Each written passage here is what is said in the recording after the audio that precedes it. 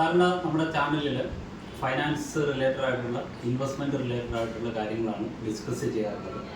എന്നാൽ അതിന് വിപരീതമായിട്ട് നമ്മൾ നോട്ടീസ് ചെയ്യാതെ പോയ ഒരു കൊച്ചുമിടുക്കിയെ പരിചയപ്പെടുത്തുവാൻ വേണ്ടിയിട്ടാണ് ഈ ഇൻ്റർവ്യൂ ഇന്ന് റെക്കോർഡ് ചെയ്യുന്നത്. ഇടുക്കി ജില്ലയിലെ മലയോര ഗ്രാമമായ രാജാക്കാട്ടിൽ നിന്ന് ഇന്ത്യയെ റെപ്രസെൻ്റ് ചെയ്ത് ന്യൂസിലാൻഡിൽ ഈ കഴിഞ്ഞ 12-ാം തീയതി നടന്ന ഫെൻസിങ് ചാമ്പ്യൻഷിപ്പിൽ ഇന്ത്യക്ക് വേണ്ടി വ്യക്തിഗത ഇനത്തിൽ വെങ്കലം നേടിയതും ഗ്രൂപ്പ് ഇനത്തിൽ വെള്ളി നേടിയ ഒരു കൊച്ചുമിടുക്കിയാണ് ഇന്ന് പരിചയപ്പെടുന്നത്. നമ്മൾ പലരും നോട്ടീസ് ചെയ്യാതെ പോയ ഈ കൊച്ചുമിടുക്കിയുടെ വിശേഷങ്ങൾ എന്താണെന്ന് ചോദിക്കാം. നമ്മൾ പരിചയപ്പെടുത്തുന്നത് നിവേദ്യ എൽ നായരെയാണ്. വിശേഷങ്ങൾ എന്താണെന്നും അതോടൊപ്പം തന്നെ എങ്ങനെയാണ് ഫെൻസിങ് എന്ന് പറയുന്ന സ്പോർട്സ് ഇനത്തിലേക്ക് വന്നതെന്നും ഇന്ത്യക്ക് വേണ്ടിയിട്ട് അഭിമാനകരമായിട്ടുള്ള ഈ മെഡൽ നേടിയ രാജാക്കാട് എന്ന് പറയുന്ന ഒരു കൊച്ചു മലയോര ഗ്രാമത്തിൽ നിന്ന് ഇന്ത്യയെ പ്രതിനിധാനം ചെയ്ത് ന്യൂസിലാൻഡ് വരെയും പോയി, അതായത് ആയിരക്കണക്കിന് കിലോമീറ്റർ മറ്റാരുടെയും ഹെൽപ്പ് കൂടാതെ യാത്ര ചെയ്ത് ഇന്ത്യക്ക് അഭിമാനമാകുന്ന രീതിയിൽ വെങ്കല മെഡൽ നേടുകയും അതോടൊപ്പം തന്നെ ഗ്രൂപ്പ് ഇനത്തിൽ സിൽവർ നേടുകയും ചെയ്തതിൽ ഇന്ത്യക്കാരൻ എന്ന നിലയിൽ, കേരളീയൻ എന്ന നിലയിൽ ഞങ്ങൾക്ക് വളരെ സന്തോഷമുണ്ട്.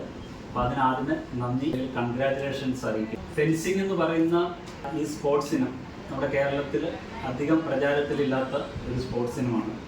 ഈ ഫെൻസിങ്ങിനെ കുറിച്ചും ന്യൂസിലാൻഡിൽ നടന്ന ഈ ഇവന്റിനെ കുറിച്ചും നമ്മുടെ പ്രേക്ഷകർക്ക് വേണ്ടിയിട്ട് ചില കാര്യങ്ങളൊന്ന് പറഞ്ഞാൽ നന്നായിരിക്കും. അങ്ങനെ പറഞ്ഞു തന്ന ഒരു നമുക്ക് പറയാൻ പറ്റില്ല. അതൊരു ഇലക്ട്രിക്കൽ ഒരു ഇതാണ്. അതായത് നമ്മൾ ഇലക്ട്രിക് വെച്ച് കളിക്കേണ്ട, രണ്ടാൾ തമ്മിൽ വെച്ച് കളിക്കേണ്ട ഒരു കളിയാണിത്. അപ്പം എന്താ പറയുക, ഫുള്ള് അത് ഇലക്ട്രിക്കൽ ഫുൾ കണക്ട് ചെയ്ത് അത് ഒരാളുടെ ബോഡിയിൽ ടച്ച് ചെയ്ത് അങ്ങനെ സ്കോർ നോക്കി അങ്ങനെ കളിക്കുന്ന ഒരു ഈവൻ്റാണ് ഫെൻസിങ്. ഇന്ത്യയിൽ എത്ര ഇപ്പം ഇതൊരു യൂറോപ്യൻ കൺട്രീസിൽ ഫുള്ളുള്ളത് ഈ ഗെയിംസ്. ഇപ്പം ഇന്ത്യയിലോട്ട് ഇപ്പം തുടങ്ങിയിട്ടുണ്ട്. ഇന്ത്യയിൽ ഇപ്പം ഓൾമോസ്റ്റ് എല്ലായിടത്തും വന്ന് തുടങ്ങിയിട്ടുണ്ട്.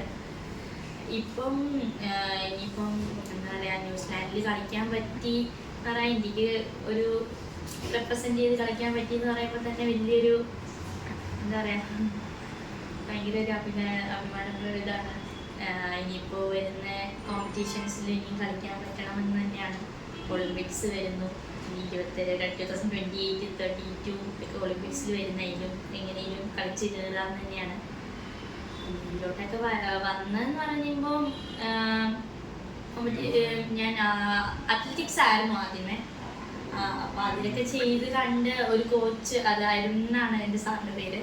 സാറിൻ്റെ വീട്ടിൽ വന്ന് എൻ്റെ പേരൻറ്റിനോട് ചോദിക്കുകയും ആ ബോഡി സ്ട്രക്ചറൊക്കെ കണ്ട് ചെയ്യുമോ എന്ന് ചോദിച്ചപ്പം എൻ്റെ വീട്ടുകാർ വിടാമെന്ന് പറഞ്ഞ് അങ്ങനെ ഞാൻ പോയി സ്റ്റാർട്ട് ചെയ്തതാണ് ഫെൻസിങ് എന്ന് പറയുന്നത്. അങ്ങനെ കുഞ്ഞിലെ ഒരു 3-ാം ക്ലാസ് തൊട്ട് ഇപ്പോൾ ഒരു 9 കൊല്ലമായി ഫെൻസിങ് സ്റ്റാർട്ട് ചെയ്യാൻ തുടങ്ങിയിട്ട്. ഇപ്പം കണ്ടിന്യൂസ് ഇപ്പോൾ ഒരു ഓൾമോസ്റ്റ് ഇന്ത്യയിൽ എല്ലായിടത്തും ഫെൻസിങ് ഈ ഒരു കോമ്പറ്റീഷൻ കളിക്കാനായിട്ട് ഇപ്പോൾ എല്ലായിടത്തും പോയിട്ടുണ്ട്. അപ്പം അതൊക്കെ വെളിയിലോട്ടും കളിക്കാനായിട്ട് പോയിക്കൊണ്ടിരിക്കുന്നു.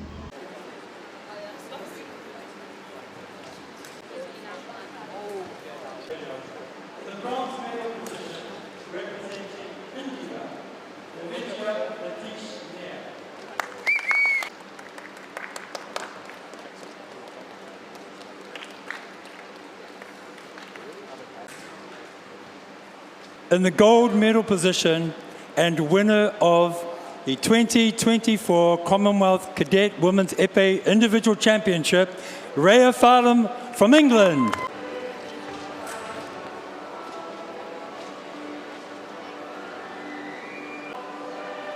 Now please face the front for some photographs.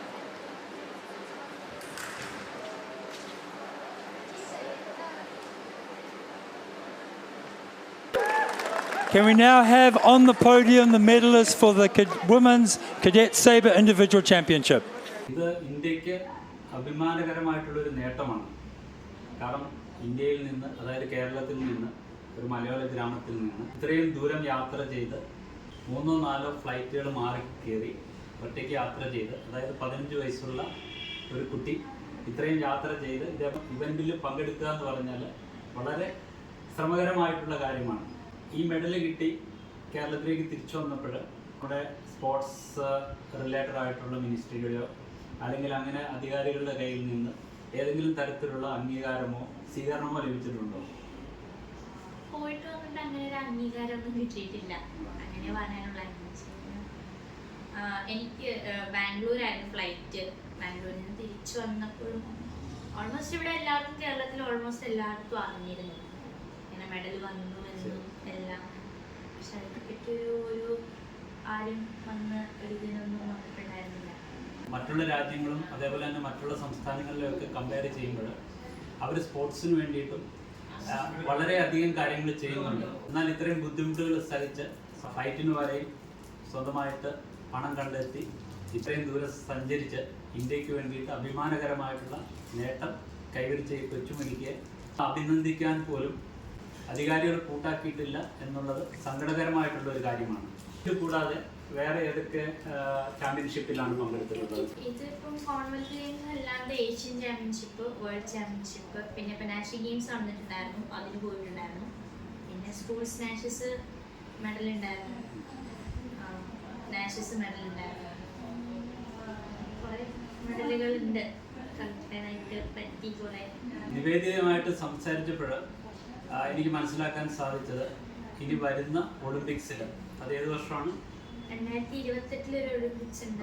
2028 നടക്കുന്ന ഒളിമ്പിക്സിൽ ഇന്ത്യയെ റെപ്രസെന്റ് ചെയ്ത് ഫെൻസിംഗ് എന്ന് പറയുന്ന സ്പോർട്സ് ഇനത്തിൽ പങ്കെടുക്കുകയാണ് നിവേദിതയുടെ അടുത്ത ദൗത്യം. അതിനു വേണ്ടിയിട്ടുള്ള പരിശീലനത്തിലാണ്. ഇതുകൂടാതെ തന്നെ റിയാദിലും ബഹ്റിനിലും നടന്ന ഇന്റർനാഷണൽ ചാമ്പ്യൻഷിപ്പിൽ നിവേദ്യ പങ്കെടുത്തിട്ടുണ്ട്. ഒക്ടോബർ മാസത്തിൽ ഗോവയിൽ വെച്ച് നടന്ന നാഷണൽ ഗെയിംസിനും നിവേദ്യ പങ്കെടുത്തിട്ടുണ്ട്. ഇതേപോലെയുള്ള സ്പോർട്സിൽ വളർന്നു വരുന്ന താരങ്ങൾക്ക് നമ്മളെല്ലാവരും സപ്പോർട്ട് ചെയ്യേണ്ട ഒരു ആവശ്യമുണ്ട്. ഗവൺമെൻറ് തലത്തിൽ നിന്ന് അധികം ഹെൽപ്പോ അസിസ്റ്റൻസോ ഇവർക്ക് ലഭിക്കുന്നില്ല. ഇന്ത്യയെ റെപ്രസെൻറ്റ് ചെയ്ത് തന്നെ വിദേശ രാജ്യങ്ങളിലും മറ്റും ഇതേപോലെയുള്ള ചാമ്പ്യൻഷിപ്പുകളിൽ പങ്കെടുക്കാൻ പോകുന്ന ഇവർക്ക് സ്വന്തമായി സാമ്പത്തികം കണ്ടുപിടിച്ച് വേണം പോകാനായിട്ട്. ഇതേപോലെ വളർന്നു വരുന്ന ഇന്ത്യയുടെയും അതേപോലെ കേരളത്തിൻ്റെയും അഭിമാനമായ ഇതേപോലെയുള്ള താരങ്ങളെ വളർത്തിക്കൊണ്ടുവരുന്നതിന് നമ്മൾ ഒരു പങ്ക് വഹിക്കേണ്ടതുണ്ട്.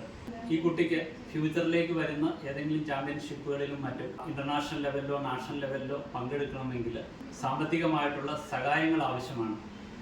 സ്വന്തമായിട്ട് ഇത്രയും പണം കണ്ടെത്തി വിദേശ രാജ്യങ്ങളിൽ യാത്ര ചെയ്ത് ഇതേപോലെയുള്ള ചാമ്പ്യൻഷിപ്പുകളിൽ പങ്കെടുക്കുക എന്ന് പറഞ്ഞാൽ ബുദ്ധിമുട്ടുള്ള കാര്യങ്ങളാണ്. എന്താണ് ഫ്യൂച്ചറിലേക്കുള്ള ഒരു പ്ലാൻ? എന്താണ് ഫ്യൂച്ചറിലേക്ക് എന്താണ് പ്ലാൻ ചെയ്തിരിക്കുന്നത്? ഫ്യൂച്ചർ പ്ലാൻ എന്ന് പറഞ്ഞിട്ടുണ്ടെങ്കിൽ ഒന്ന് ഞാൻ പറഞ്ഞാൽ ഒളിമ്പിക്സ് ക്വാളിഫൈ ചെയ്യണം, കളിക്കണം എന്നുള്ളതാണ് ഏറ്റവും വലിയ. പിന്നെ നോക്കുന്നത് നേവി എഴുതി കയറി നേവിയിൽ കയറണമെന്നുണ്ട്. നേവിയിൽ അതിന് വേണ്ടിയിട്ടും ട്രൈ ചെയ്യുന്നുണ്ട്. രണ്ടിനും ട്രൈ ചെയ്തുകൊണ്ടിരിക്കുന്നു. നമ്മുടെ ഈ ചാനലിന് വേണ്ടിയിട്ട് ഇത്രയും കാര്യങ്ങൾ സംസാരിച്ച ഈ കൊച്ചുമിടിക്ക് അത് ഇന്ത്യയുടെ അഭിമാനമാണിപ്പോൾ.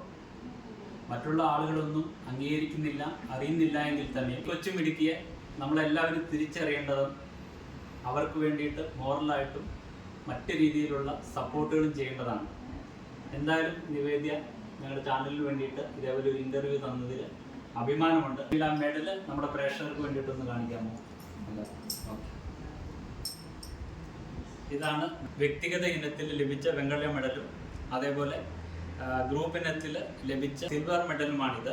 കോമൺവെൽത്ത് ചാമ്പ്യൻഷിപ്പിൽ ജൂലൈ 12-ാം തീയതി നടന്ന കോമ്പറ്റീഷനിൽ ലഭിച്ച മെഡലുകളാണിത്.